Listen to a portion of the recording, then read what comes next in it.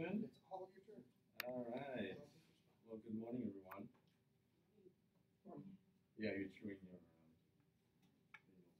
So, all right. Well, it's a pleasure to be here. Thanks for the invitation. Thanks for coming. We have an hour, right? Actually, I have an hour. Yes. Because I need to be somewhere else in about 65 minutes. My name is Michel Wattiaux. I'm originally from Belgium, Europe, not Belgium, Wisconsin. So my first language is French. English is my second language, and Spanish is my third language.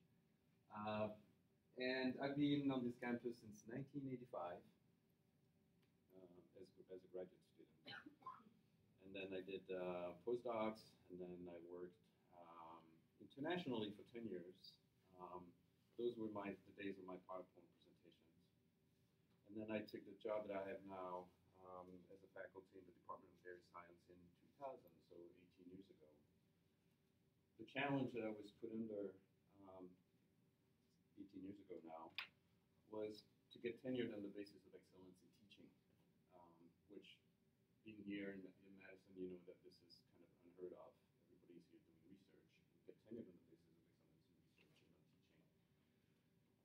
So, I remember very well going to after being hired to the chair of my department, sitting in his office and say, so, what is it going to take to get tenured on the basis of excellence in teaching?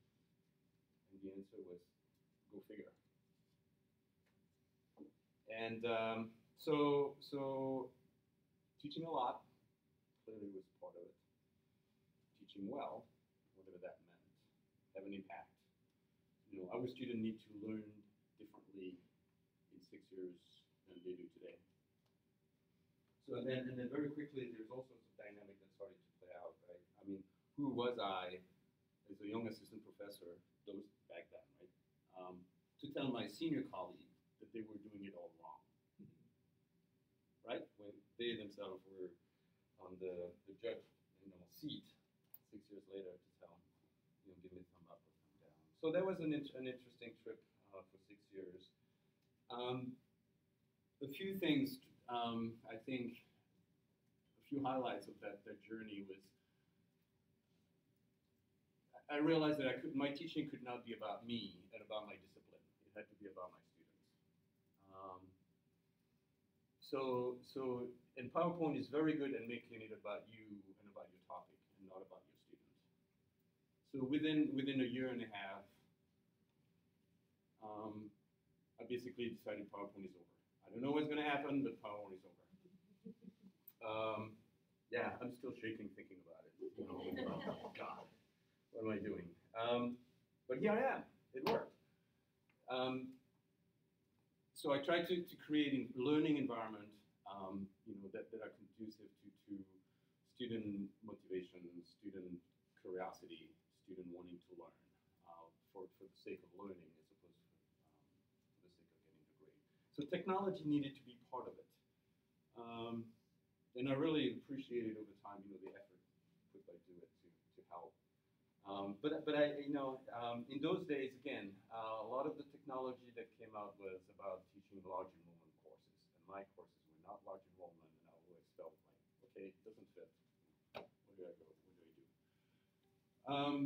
And somehow, not to get into all the details, somehow I landed on the kbAdmin tool, and I've used it since, I think, 2002, 2003.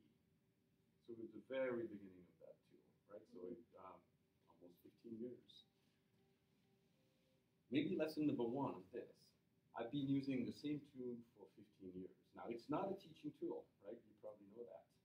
But at least the consistency of having a tool that I know is going to be there, and I don't have to reinvent the wheel every 4 or 5 years, is worth a lot to me. I'm teaching 5 classes every year, academic year. I don't want to repost every single thing. With any help around the world, I don't want to do that. I want to be the master of my own destiny, right, when I teach my courses. And having the website there that I can go back to the next semester I had to start is a blessing, right? So that's the lesson number one. a tool that you can count on and having it there. So as I said, so I have the handout. I decided not to print it because that's part of technology too, is that you're using technology so that you don't use paper, right? And so I didn't print it. I hope somehow this handout can be spread if people want it. So what I want to do here today is, here are my objectives. So familiarize yourself with the tool. I guess it's right there. See if it's okay.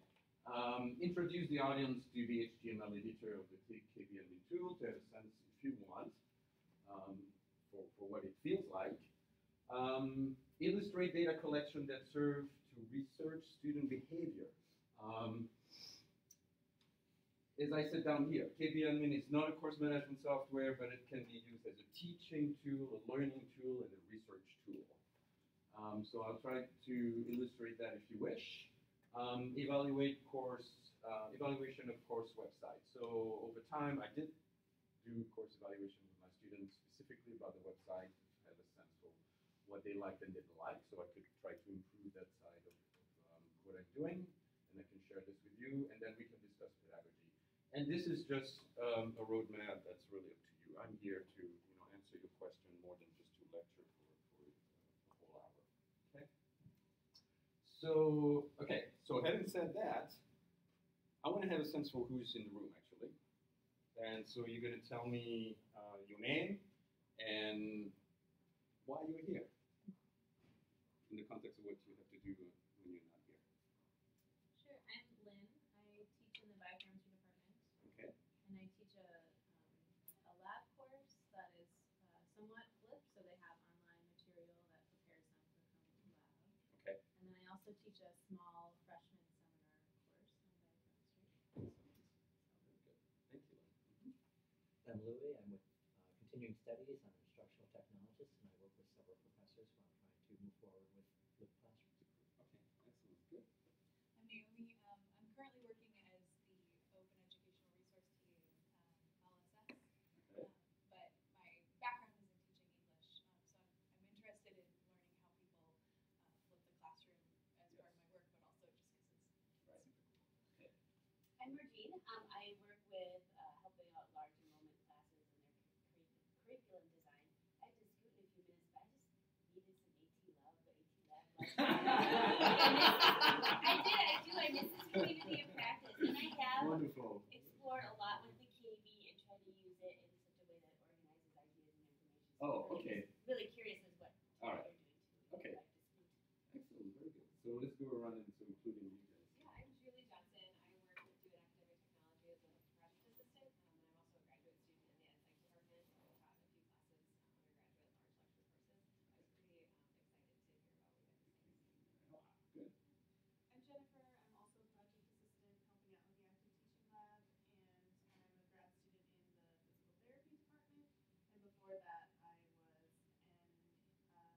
teacher in English as a second language schools. Very well. James, I've been doing academic technology, so I basically help professors with technology in their classroom. I also have a history PhD and occasionally teach myself. Excellent. Very good. I'm Anjali Basneen.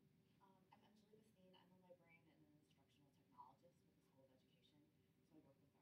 I'm Alice. I'm from the chemistry department, and I just never heard of this kbAdmin tool, and I just wanted to learn more about it. Curiosity. All right. Hi, I'm Leah. I'm that Leah up there. I manage the knowledge base service, so I work for Do It, and I work with Michel on some of the course materials. Yeah. Okay, very good. So nice, diverse group. And I guess you guys got me back on track here. Yes, this is about flipped classroom. It's about helping technology and using technology primarily outside of the class. This has been one of my philosophy as much as possible.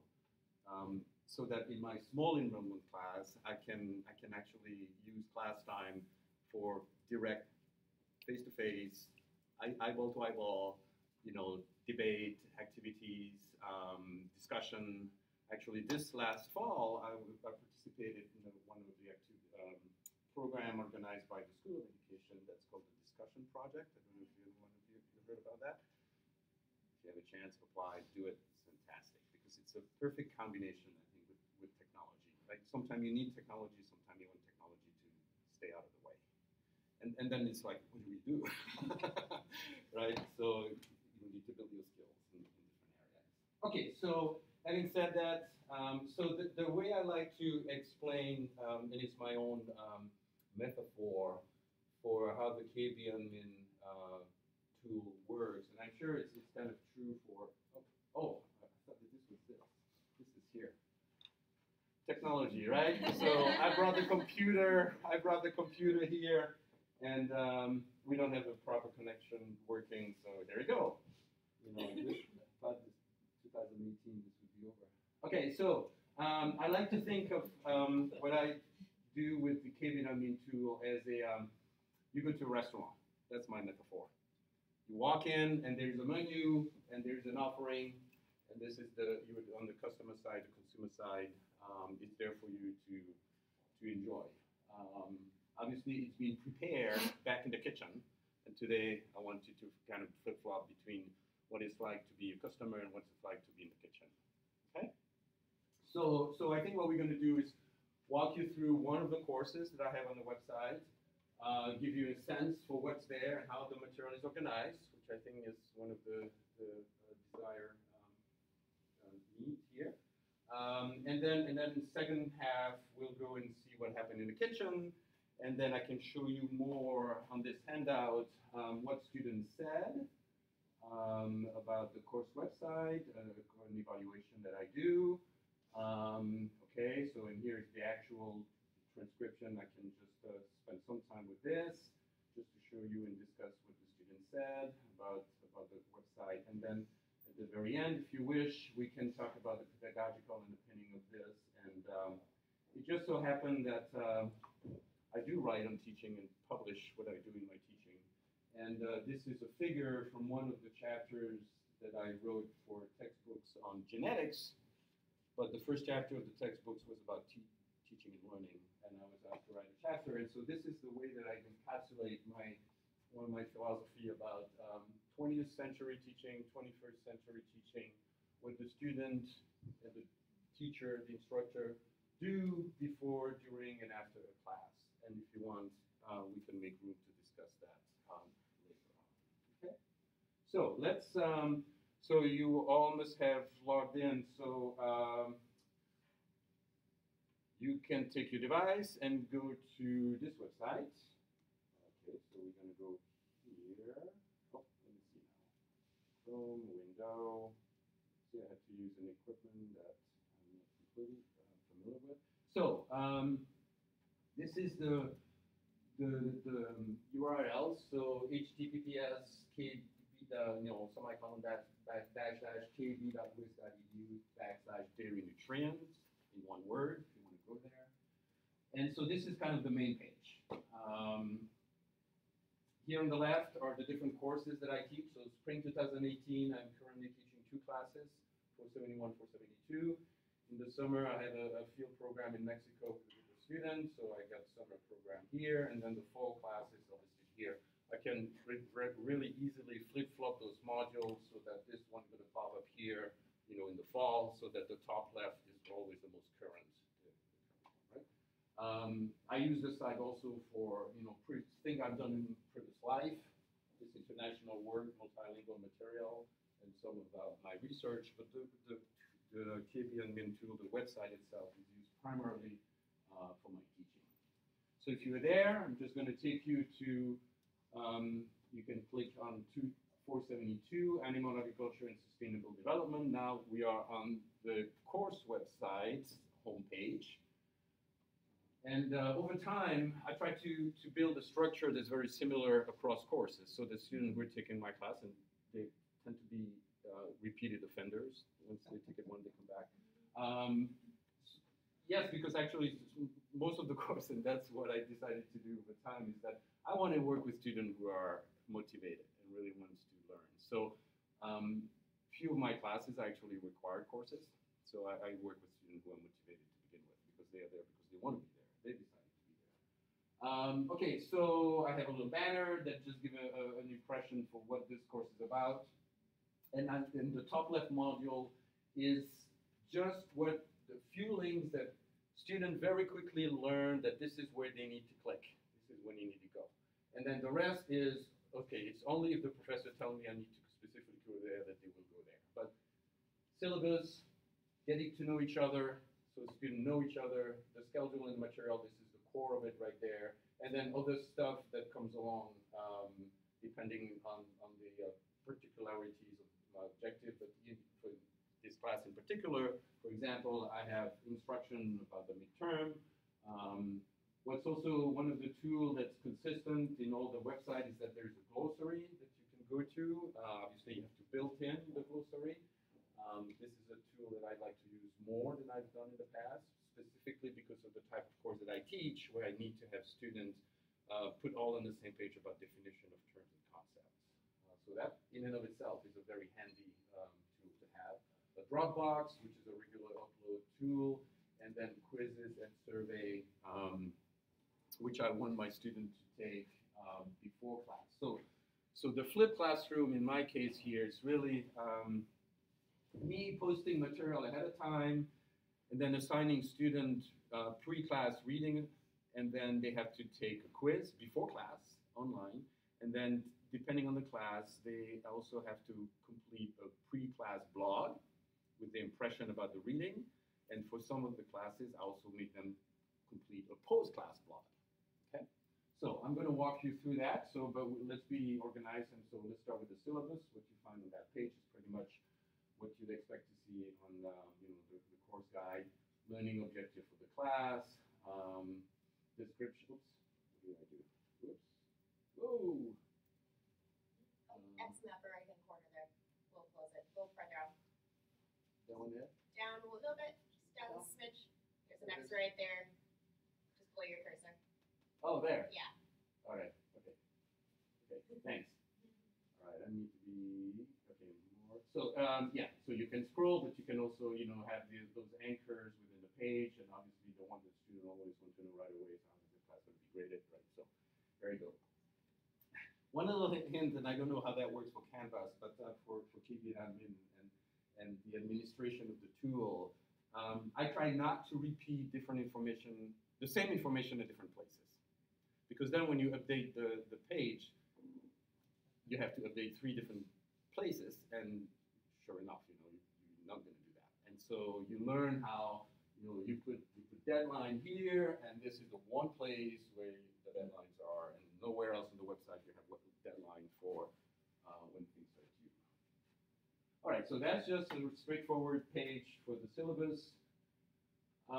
So then I have the photo roster, and notice though, that there is some of the links here that says ID required. So that brings me to explain how there is an external and an internal site. So the external is open to the world. The internal is just people who have been entered as a user, which is what you did when you walked in order to have access to the internal content, which obviously is, for the reason that I don't have to go over, you understand very well why this kind of stuff is not open to the world out there, but it should be open to everyone in the classroom. So photo roster, which I actually download from the faculty center and just plug it in there. And so I don't have to write, to do much, to just have students being able to see each other's face and see each other's names before class. And we all know how critical it is, especially in classes when you want to have interaction with students, among students, to have them to know each other. So they can always go back there. And so, as I said, schedule and material is really where the core of the course website really is. And it took me, oh, here it is, we're there. It took me a little while to figure out how to make this work. So basically, I have a table, an HTML table here, where I try to organize the entire semester by week, date, topic. And then for every row, obviously every date, then students can come here and they kind of know what they have to do before class. So they have to complete a pre-blog, they have to take a quiz, and then I have here some of the essays that are due over the course of the semester. If you click on the link, we can, if you follow along here, we can click on the first link.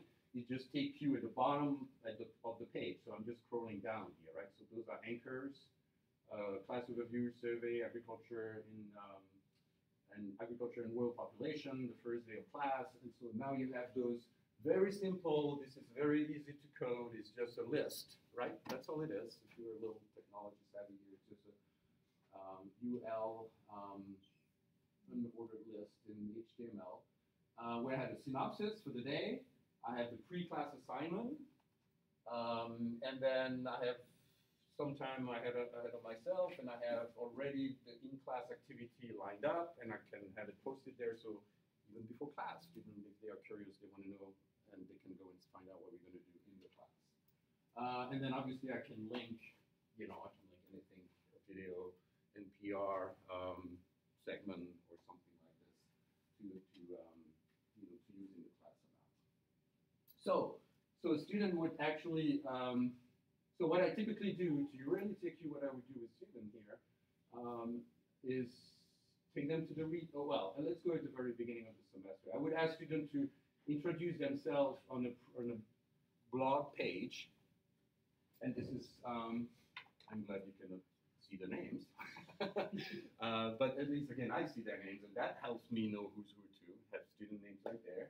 And they introduce themselves, and that's actually our first activity of the semester, is to illustrate the use of the tool. I basically come to class with some features about some students. I'm from a small town, Wisconsin, with a class of 25 students, graduation, and so I try to have students tell one thing about themselves that others can remember them by. And obviously, this is my way to get to know them too. So it also helped me getting to know my students. So this is the blog page that I use at the very beginning to have students introducing themselves, but it's also the blog page that I'm using to have them enter their reaction to come to readings that they have to do before class, and I can illustrate that to you in a moment. Okay, so going back to the schedule, to the first day of class. Then they can click on the link for the reading, and obviously again, now we are on the internal side, so I have external. The external side has only the title of the paper and the authors, but the internal side has the reading posted there, so students do the reading, and then after the reading, then they have to basically take the quiz. All right, and so that's I can show you and explain more the detail of how the quiz work. But obviously it's a graded quiz, 10 questions. We're just gonna see if that works. Choice A and B. And we see how randomly, how amazing well you can do just going randomly through the questions. And submit. Oh, I didn't do, oh, here we go. So, yeah, here we go. Didn't do that well, huh? So as you see, it gives me my feedback right away, right? So if it's right or wrong, and then I have the explanation. And I really found that very powerful because and I tell the student, the quiz is not, obviously I'm rewarding you, right? The quiz is just content driven. It's just what was in the paper. So I tell them, I think you can read, right? I think you have a brain, right? I think you can put the two things together and just do this, all right? Believe me, you can do it. And in a way, I think they get it. That this is a way for them to be prepared for the class, for the discussion. So and they learn very quickly that I don't go back over any specific material from the reading during the class. Pedagogically, that would be a big mistake. Why would you ask them to come to prepare for the class if during the class you're basically telling them what you needed to know, right? So little details that at the end of the day kind of make a big difference in terms of setting the stage and how you use the technology to help yourself set the stage. All right, so that's the quiz. So the glossary is kind of straightforward glossary that you can link words into the pages if you wish, so nothing very fancy here. The Dropbox is just a regular Dropbox. It's closed right now. And then the quiz is right here. So there's one link where you have all the quiz listed. So this is the one place where student can access the quiz from actually two locations. Either the schedule page, as you saw there on the right-hand side, or coming to that module link here on, where they have all of them listed. And if they are open, they can take it. And if not, well, too bad, they pass the deadline, or, because I'm a nice guy and the student came late in the class, I basically reopened the first stint of the semester. Do you have a question? I've got a question about the glossary. So it says our own glossary. Do the students contribute to it as well? No. For some classes, I did that, yes. But the reason I say our own glossaries because some of the classes, I have other glossaries from EPA, from other organizations, and so, yeah, good question. So it's glossary for the class. Okay. Very good. So this is how you navigate it. You navigate the site as a student. This is what you have to do before class, right? And then obviously, I know as a student, the quiz that I took, the number of questions, the correct answers, the wrong answers, repeat questions, the score, and the time spent. So as a student, I know how to keep track of my own performance. Okay. I did not even know that the kbAdmin had a quizzing tool. You did not know that? No. Well, there you go. Yeah. Okay, so let me see what else, where I want to go from here. Okay, so should we go, let me see now, is there anything else here? Yeah, as I said, obviously I can link to YouTube videos, and I've done this, but I think, here down below I have a link to an NPR segment that students can listen before class, so obviously give you a lot of flexibility. Okay, so having said that, should we go now in the, Oh, okay, another question here now, Yeah. based on this. Yeah. So at the bottom of the KB Docs, I do remember this. Is this helpful? Is this unhelpful? Comment, suggested document, email, etc. Do your students do that? I see somebody saying it's helpful. I never You never checked? Never did. And I never encourage my students to do that. Okay. And I think it's because I kind of learned that I try to organize the information here in a horizontal way. Yeah. If you can follow me. Instead of having links that take you deeper, and, Yes. and then you get lost, and then you have to go back up, or click, and then I try again. You see how this website is really. You got the module there. You got one page. The modules stay there. If you want to go somewhere else, this is where you go, and you don't go deeper and deeper. Pages down. Yeah. You see what I'm trying to say. So I think, and very quickly, students know. Okay, the syllabus page, material and schedule page, and then quiz pages are the three pages I need to keep going. And again, as I said, if there are additional places they need to go, then I tell them and they go there and do their stuff over there. But I never encourage them to use that feedback. But it's something we should think about. Yeah. Yeah. Okay. So should we go in the kitchen? See what's in there? All right. So to do that, I need glasses. And so what we're going to do is go here. And so this is what it looks like, the interface, the HTML editor interface. And so this is where Leah may jump in here, right? Because you are the pro at this. But so basically, I have the different websites. So it's website within websites, right? So the different websites for each of the courses that I teach are listed here.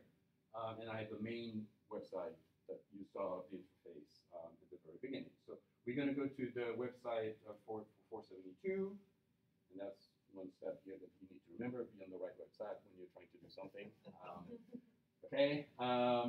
So there are the tabs here that give you, some statistics on the website, how many pages that are active pages, pages that are in review, in progress, or inactive. Again, for me, I'm just working with a relatively, it varies from course website to course website, but again, the core is the syllabus schedule page that I keep working on and updating all the time. some course website, I ask the student to actually create their own web pages, so we can have a few more of those than you see here. So that's just to run you through the different tabs here. So then the document is really the place where all the existing documents reside, and you can go into and edit them one by one, whether they are active or not, right? Then there's a topic which I've never used, a way to organize the content, but again, in my case, I never really quite use it. Leah, maybe you want to make comments about it? Yeah, it's just an option kind of for applying a structure to your site if you want to give it that, then the student could go browse by topic and get just a specific list of the pages that were associated with it. It has the 5 levels, so you can kind of create the hierarchy there. Can I go back to the documents thing real quick? Yep. So each one of those documents had a little drop-down arrow in front of it. Are those expansions on the individual thing, or Quick view triangle, okay. Well, I'm just learning something here. Look at that. 2002, you said you've been using this? Now, to be fair, that might not have been there Been in there 2002. before, yeah. That's right. Yeah, no, I typically either go with the ID, okay, the number, which page now, or just click on the edit, right? But that's true. I've been. Sometimes you do wonder, okay, what is this page about? There we go. Thanks. Perfect. See? I knew I'd learned something. All right, so and I'll come back to this page in a moment. We'll go into a page. So the topic and then the news. That also I did use that earlier on, way back then, and then discontinue. Those are kind of very simple pages, right? That I think the idea is again to almost like a within the class back and forth information, to provide information. But obviously, when I need to reach out to my student, I use the class email list to tell them what they need to know, and then poof, it's done. So I don't use the news tab. The site preference is where you organize the look of the page, right? Where the module is going to lay, on the left, on the right, the module links, and what's inside the core of the pages. So this is what it looks like. So you decide if it's external or internal, and then you can go here to the module links, where you organize the actual pages within the modules, right? You follow me? In each of the module on the left, you can create those modules, and then you create the links within those modules. So that's what it looks like. Okay? So then the users, and this is, kind of a, there's no good way except the one way that you did when you entered this room to get the users in the system, one by one. I mean, I think Wei Zhong one time did mention to me how you could try to use an Excel and then have an import. Yep, there's the batch user import that's in there. And lets you do kind of like a pipe delimited list of net IDs. Right. So there is, if you're a large enrollment course, you could probably use that too. Again, in my case, I got 20, 25 students, so I basically do it one by one. And the assessment tab is where the quiz tool resides. So here is you took a quiz. So this is the module right here. So I can always create a new module from scratch, add a new module. Here's an existing module. It has its own ID, and I can name it. I can decide if it's going to be run as a quiz or as a survey. So write a survey. I would basically ask students, do an actual survey. Do you agree, disagree? On a scale of, I have 5 items, so I can use a scale of 1 through 5. Or I could do a question and answer review. So before the exam, instead of setting it as a quiz, it's a review so that they can take it as many times as they wish. And it's not graded, obviously. Anonymity, yes or no. It's obvious what it is. Whether they can take the quiz from different IP or not. The maximum question in the quiz, set at 10. I can have as many questions as I want in the database, right? In this one, I actually happen to have 10 questions, and the quiz is set to 10 questions. But other module like this one, I have 12 questions in a module. The student only takes 10 question quiz. So when they repeat it,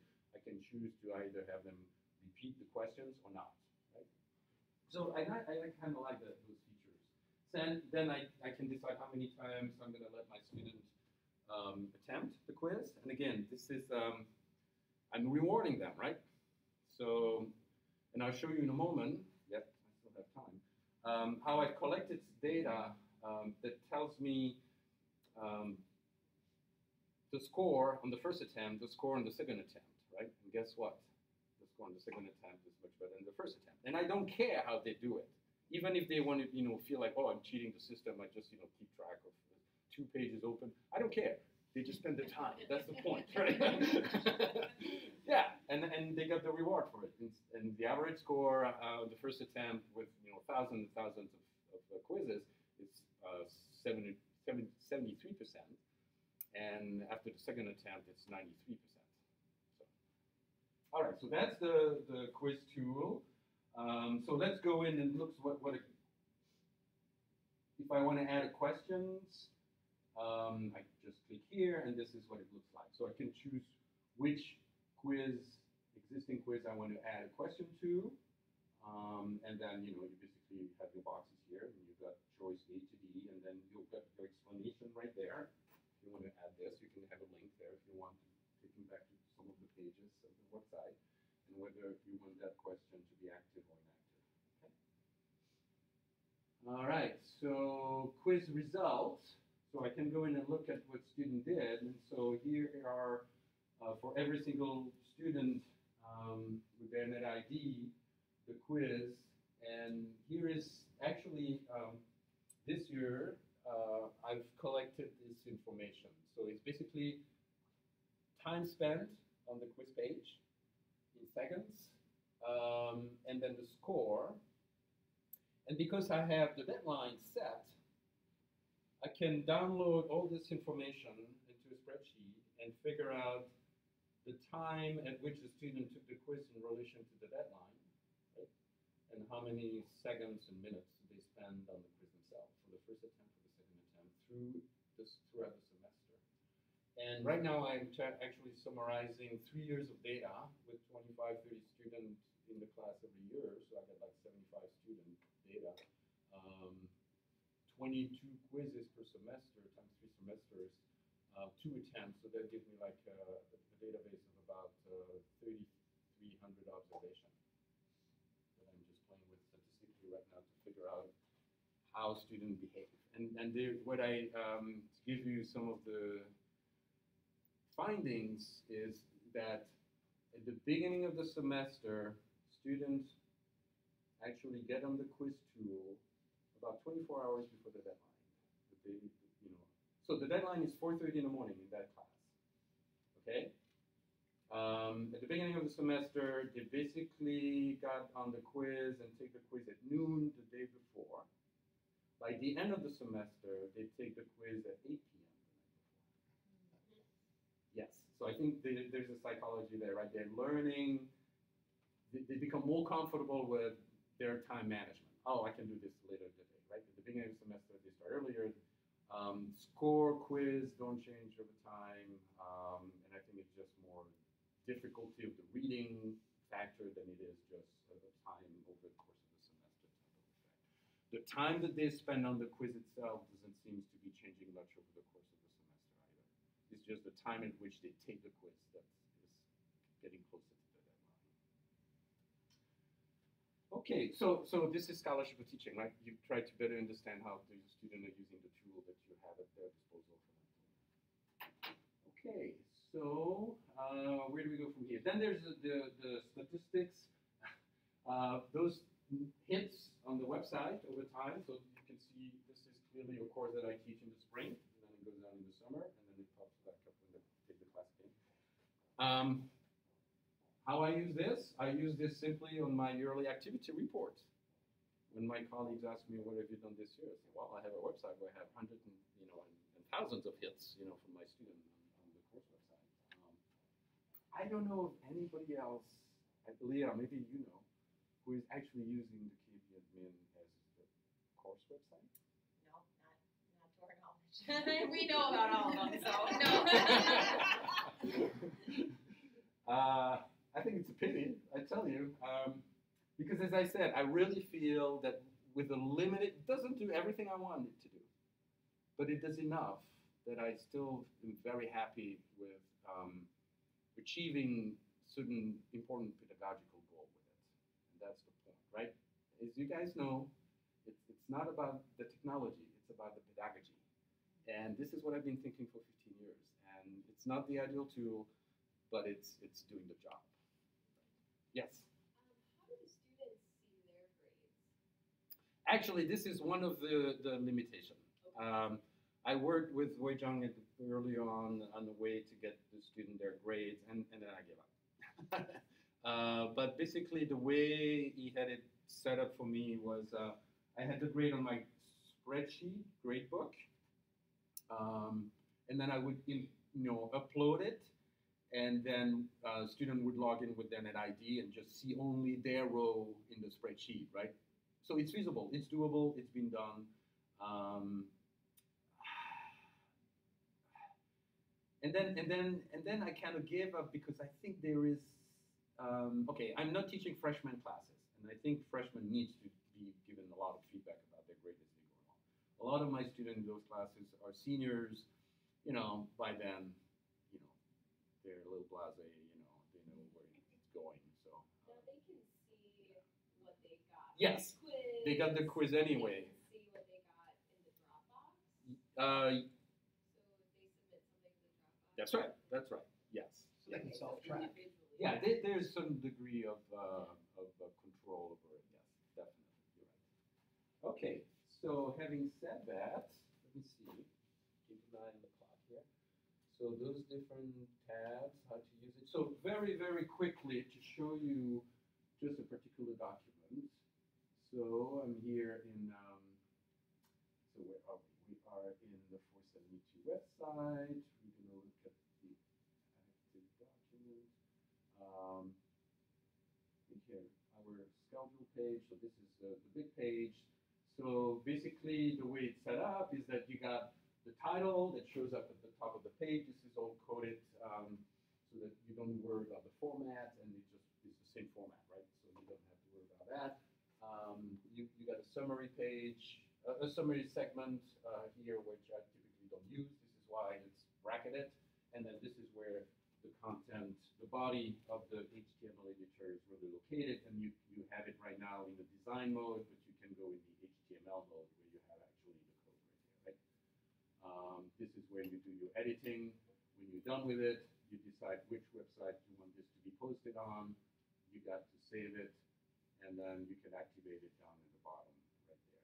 Obviously, if you have document that you have attached to it, you got your folder with all the document, the readings. That's where the readings live, right? The first reading that I just showed you here, this is as a PDF to the page. This is where it's the fun part. I don't know HTML. Okay, I know it's maybe it's a little bit of a lie here, right? What I mean to say is that I never felt that I needed to become an expert at HTML. I just needed to know what I needed to know to get my job done. I know there is a user's guide, that gave me the basics of the coding, and that's it. I don't want to go beyond that. I don't want to be that fancy. I just want to be effective, functional, and it works.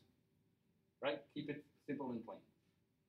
And it's for my sake, and I think what this has helped me do is that my students know that I care about my website. And I think if they know that the professor cares about the website, then they're going to care about the website too, right? And I want the website to be an integral part of what we do in the class, although in the class, we never go on the website, right? So how do you link the technology outside of the class with the face-to-face interaction in the student in the class? It's with their brain. They bring into the classroom in their brain what they saw and did on the website so that we could forget about it and just focus on talking about how we're going to feed the world in 2050 in the classroom, as opposed to figure out which link am I clicking on now, something like this. Okay. So, any question about the website, the interact? Yeah. Mm-hmm. Yeah. So at the end of the semester, when you remove the students, does it remove all of the student data, like their quiz submission Good. Do you have to manually go in and kind of clear that at the beginning of every semester? It can be done both ways. Okay. Manually, you can go to those. Okay, so here, if I go to those blog pages here, all right. So here are the blogs. I don't want them to be too long because this is how I prepare for class. I don't go over the content. I go over what students said in their blog so that I have that in my mind and I want to interact with them on the basis of what they say. So you see there is a delete right there. So you can go delete one by one. But I also know that you know, at least I've done this with Wei Zhang a couple of times where it just goes in and just in one swoop. But I don't do that. The tech people do that. And that way you can have statistics from each semester. Exactly. Yes, and actually what I do a lot is I do save this, and I basically, do this. I just drag, oops, obviously this is not my computer, so. But I basically drag, copy, paste in a Word document, and I have it there. And actually when I run out of time before class, I do this, and I use Wordle. You're familiar with Wordle? It's a software that gives you, based on the frequency of words, a picture of, the words that have been used the most are in bigger font size, the words that have been used less are in, and it's just a great way for me to find out on a word basis, how the kind of things that students are talking about here, and actually take that image, put it into my lesson plan, and then share this with the students so that when we come to class, I kind of again make connection between what they did on the website and what we do in the class, right? I may have sometime what you see here shared, the highlight of this being shared with the student at the beginning of class, right? So that I do a transition. I notice that this, from a pedagogical standpoint, it's also very important, right? That you transition into the classroom and help students make the connection and get ready for today's discussion based on what they actually did. And it's amazing, right? I mean, I meet Tuesdays and Thursdays. On Thursday, I will ask the students, so what did we do on Tuesday? They kind of look like deers in the headlights, right? What did we do on Tuesday? Oh, man. You need to, and that connection with previous material is also so important, right? Especially again, when you design your class away from PowerPoint, in PowerPoint you can forget what you did on Tuesday and Thursday because all you need to remember is, that you need to prepare to study for the exam when it comes, and in between forget about it. But when you're trying to create a continuity, a connection between one class and the next one, and there is a story that you're telling over the course of the semester, you need to make all those connections as you go along, right? Okay, so yes. Do they ever respond to each other? Yes, they can. They will, depending on the classes. I use the tool, in classes of freshmen and sophomore, seniors, and graduate students, and I could see the difference in how they interact with the tool. The graduate level course, which actually is a Delta course on teaching and learning, they will see right away, oh wow, this is a way that we can really interact with one another, on our own, right? The tool here that I ask, the pre-blog that I ask in the class that I'm teaching this semester, where I have a mix of students, from freshman to graduate student actually in the class. You can see the group thinking happening. They basically go read what somebody else wrote, and then, oh yeah, that's a good idea. So I'm thinking, so this is graded, right? But it's pretty much graded as a check, you've done it. And I'm considering changing my guidelines for this, basically telling them that they need to read the post of the previous student. And if their own post is a third repeat of a previous post, they're going to be downgraded. So that, I want them to come up with their own, it's a 10-page paper, you can come up with something different that somebody else said about this paper, right? All right, so with the time that I have left, maybe I'll step out of the tool now, unless you have more question about it. Let me show you one more thing. So what I'm going to show you here, going back to the main, and now go to the other nope, this other class. And the only reason I want to go to this other class is because I want to show you that part of this class, students build their own web page. Okay? This is where Leah comes in to introduce them to basic HTML. And so these are for the last, I started this course in 2015, 2016, 2017. I have a page of student-generated web page, and I'm going to click on one of them here. Let's see, which one? Food labeling practices. So this is a course of food systems, and students have to come up with their own questions, use the library resource to investigate their questions, and then they build a scenario basically, and they do role playing, and then they have to write a paper. As if it were a scientific paper for a scientific audience, and then they have to have the layperson version of it on the website page. And so basically my approach, and this is something that I've been working with Leah over the last 3 years or so, I try to give them, instead of giving them just a blank page, giving them some sort of a template, and then they go and modify the template, put the picture there, these are anchors, for a segment of the page that you can go and edit as you see fit, but, we try to help them to not get bogged down with the technology, but focus on how do you convey, a message to an audience through a web page. So, you can have your student using it, that's the point, right? Okay, so having said that, then now let's move to what I want to show. Oops, that's not what I wanted. Okay, I want to go to my Word document. Is that here? So what I want to show you very quickly here is that what I often do in my classes is get formative feedback from the students. So here is, I'm going to start here. Yes. So I have a segment here of an assessment tool.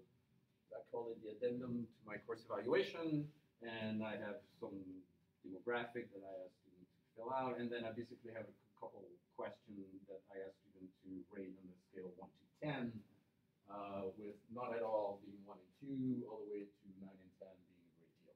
That's how I like to do things. So I've done this so many years now. So overall, the course website was useful. The course website was useful because it provided easy access to course material, reading, PowerPoint, etc. It included study guide, homeworks, and material that helped me learn. Included multimedia resources to links to other useful websites. Provided an easy way to keep up with assignment deadlines for the class. Was convenient to submit homework electronically, if applicable. Provided an easy way to get my grade. This is when I was using the grade. It was important to access the web posted material to keep up with the class. I think this is one of the key questions. When you create those questionnaires, you don't know what you're asking, right? It's hard to know what to ask. No, really, right? You think you're asking something, and then you read the answer and say, oh, okay, I see what the student is thinking now. That's not what I meant to ask, okay? So, but then you take also some level of consistency over time if you really want to understand what's going on, right? So, and I think this actually turned out to be one of the important questions that I didn't know was an important question. But asking students when they felt that the website was important for them to do well in the class.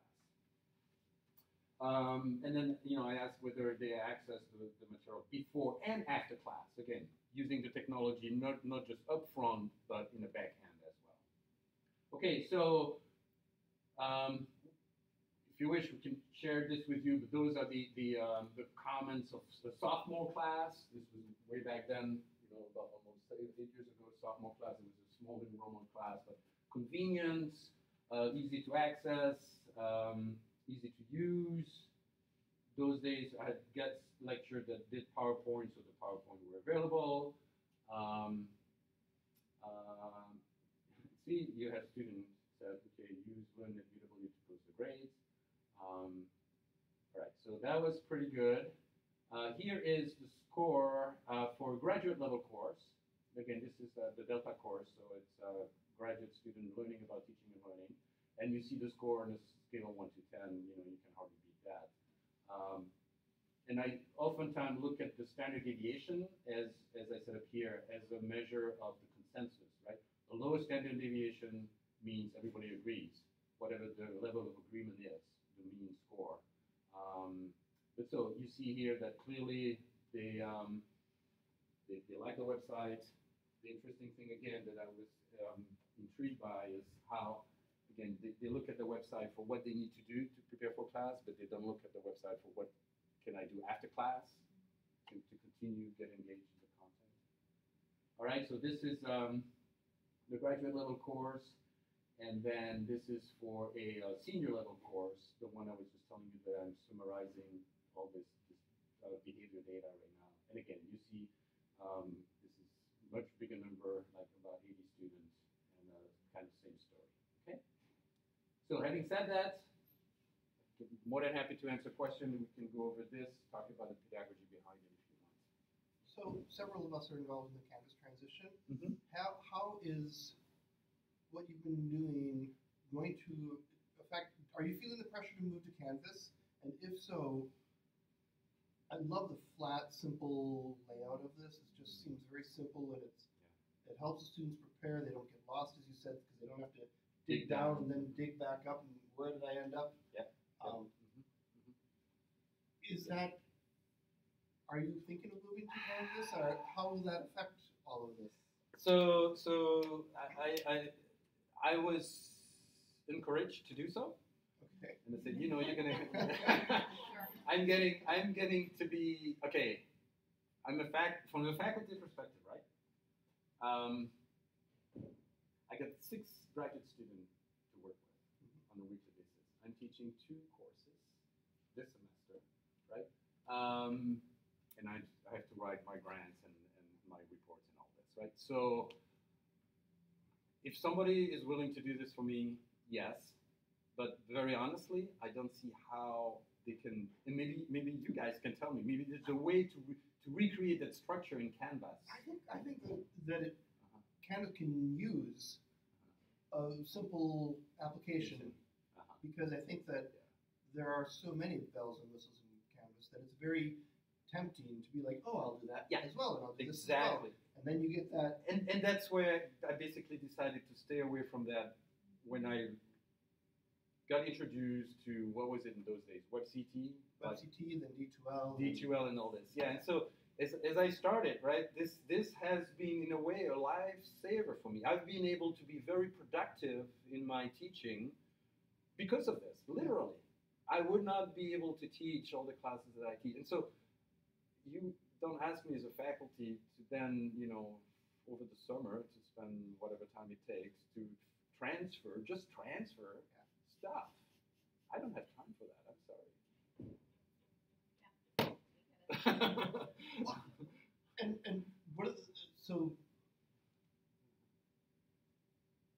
I loved hearing about this, and I know that I know that you have tenure via teaching, so it was very intriguing to be like, so what was it about this that's useful? So magical. and it really is. The simplicity, yeah. The straightforwardness for me as the guy who posts things and try to organize things, hoping that student will navigate through this in a very effective way. You know, don't waste my time. Tell me what I need to do. I'll do it. We're done. I come to class. I know, and we're ready. Yeah. And then classes. Yeah. And then the classes, we stay away from this. Actually, the tool, the only reason I have the projector on in the class is because I would have shown you if I had my computer here. It's because I have a timer, because we do class activities, and I realized that it's very important to have a timer when you do class activities in the class. And that's why I still use the projection screen in my class.